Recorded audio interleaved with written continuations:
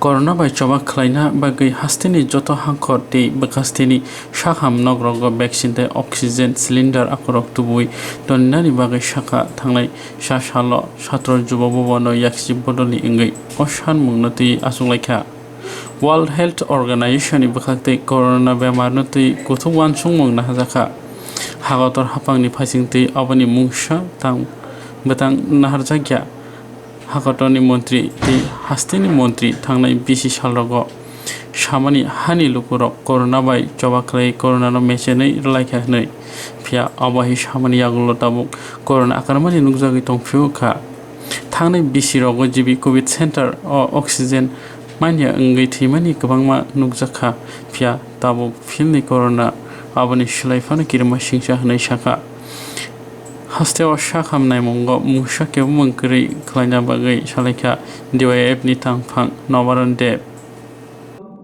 আমাদের রাজ্য সভাপতি কমরেড পলাশ ভৌমিক আছেন, আমাদের রাজ্য নেতৃত্ব সৌরভ দেব এখানে আছেন।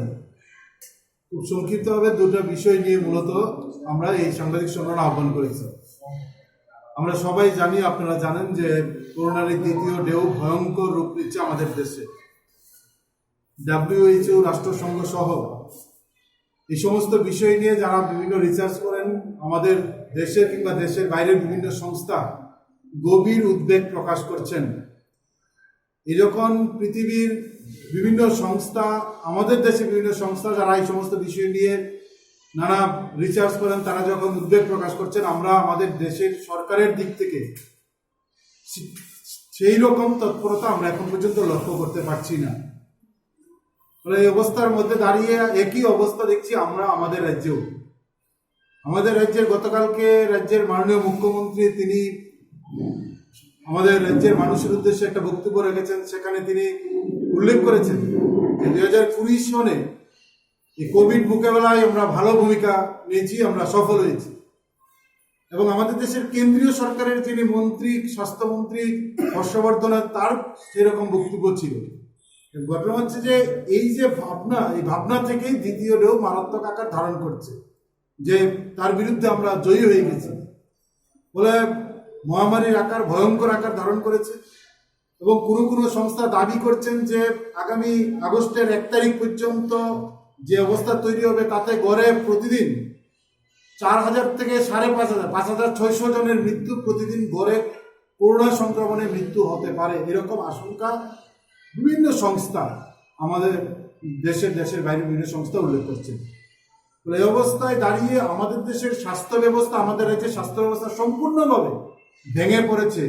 আমরা কিন্তু তা স্পষ্ট দেখছি, আমরা না, যে ভিডিও আমরা দেখছি দেশের নানা প্রান্তে আমাদের রাজ্যে এই অবস্থা হয়েছিল।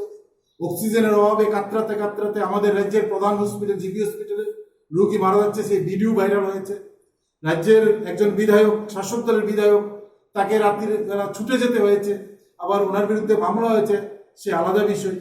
কিন্তু আজকে যেমন নানা দেশে, গুজরাটে অক্সিজেনের অভাবে মানুষ রাস্তায় মারা যাচ্ছেন, হসপিটালের ভিতরে মারা যাচ্ছেন, অক্সিজেনের অভাবে গাড়িতে মারা যাচ্ছেন। আমাদের রাজ্যে অক্সিজেনের অভাবে অসংখ্য করোনা রোগী মারা গেছেন। এই যা অবস্থা, তাতে আমরা DYFI এবং TOF আমরা রাজ্য সরকারের কাছে প্রাথমিকভাবে দুটা বিষয় খুব গুরুত্ব সহকারে দাবি করছি। এক হচ্ছে রাজ্যের সমস্ত হাসপাতালে, একদম প্রাথমিক স্বাস্থ্যকেন্দ্র থেকে শুরু করে ICM, জিবি হসপিটাল পর্যন্ত, AGMC পর্যন্ত, TMC ত্রিপুরা মেডিকেল কলেজ পর্যন্ত প্রতিটা হাসপাতালে যত সংখ্যক ডাক্তার এবং নার্সের প্রয়োজন, তত সংখ্যক ডাক্তার নার্স সরকারকে সরাসরি নিয়োগ করতে হবে।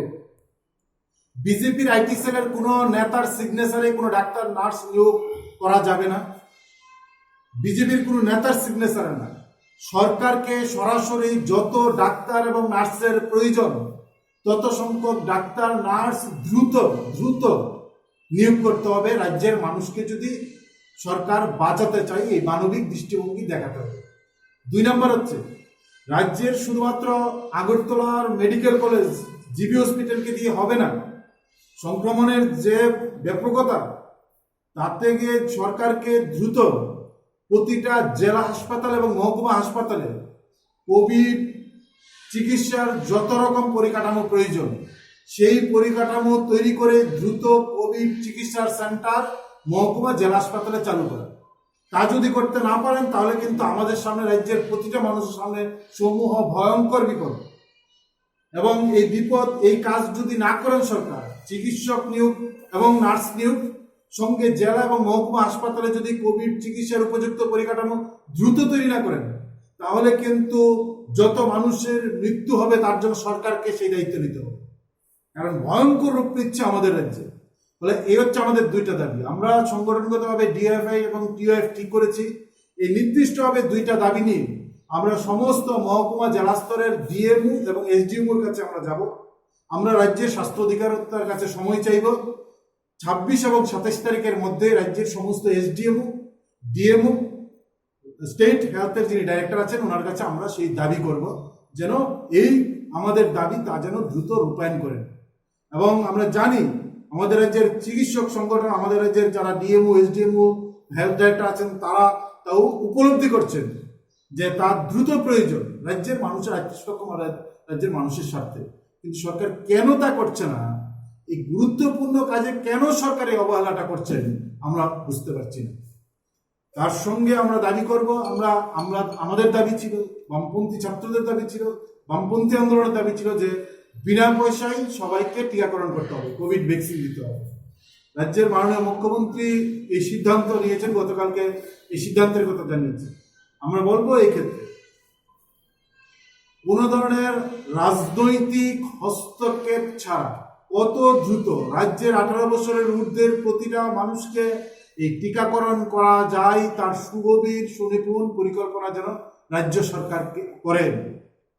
এটা সরকারকে আমরা অগ্রিম যে সিদ্ধান্ত নিয়েছেন, এই সিদ্ধান্ত রূপায়ণের ক্ষেত্রে সঠিক পরিকল্পনা যেন সরকার গ্রহণ করেন এবং খুব দ্রুত শুরু করে কিছু মানুষকে দিয়ে তা যেন বন্ধ হয়ে না যায়।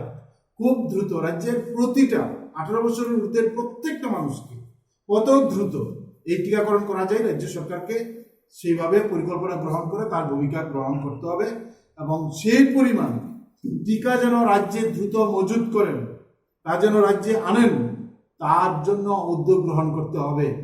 বলে এই বিষয়টা নিয়েই আমরা রাজ্য সরকারকে কাছে দাবি এবং রাজ্য সরকারের সতর্ক করে দুইটা কাজের জন্য বার্তা দেওয়ার জন্য আমরা